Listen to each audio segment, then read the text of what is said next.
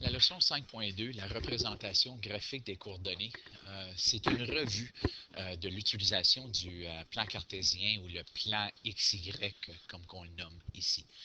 Alors, voici trois parties importantes du plan XY.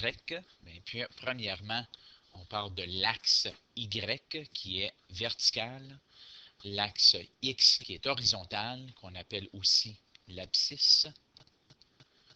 Puis ceci, on l'appelle aussi l'ordonnée. Puis on appelle l'origine le point 0,0. Alors c'est le point d'al-centre du plan cartésien. Le plan cartésien se divise en 4 cadrans. Chaque cadran est représenté par le chiffre romain. Ça, c'est pas énormément important, mais qu'est-ce qui est important de savoir, c'est que c'est positif lorsqu'on s'en va dans la direction droite, négatif à gauche, un peu comme notre aide-mémoire de nombres entiers ou la droite numérique. Lorsqu'on monte comme un thermomètre, c'est positif, puis lorsqu'on descend, c'est négatif.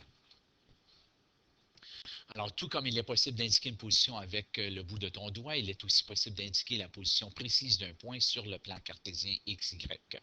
En passant, ce n'est pas moi qui ai fait cette diapositive-là ou ces diapositives-là. Je les ai empruntées de l'Internet, puis il n'y avait pas de source. Alors, comment peux-tu décrire la position du point ci-dessous? Bien, on peut dire que on s'est déplacé de 5 positions vers la droite et 6 positions vers le haut. Alors, on identifie ce point toujours x, y. Alors, déplacement sur x, c'est 5. Déplacement sur y, c'est 6. Donc, 5,6. Alors, comme on voit ici, 5,6, c'est un exemple des coordonnées d'un point. Les coordonnées d'un point sont utilisées pour décrire la position de ce point sur le plan cartésien. Imagine que tu rentres dans un immeuble. Alors, ceci, c'est tout simplement un aide-mémoire pour dire que lorsque tu rentres dans un immeuble ou une building, on rentre de façon horizontale et ensuite, on va monter ou descendre dans l'ascenseur.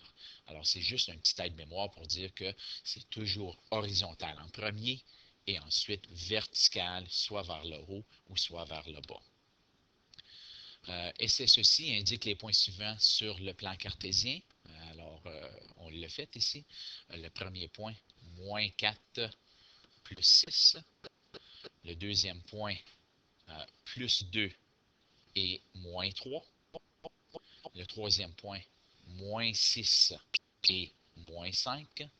Puis le point D, c'est plus 7 et plus 3. La dernière diapositive, voici d'autres exemples de points.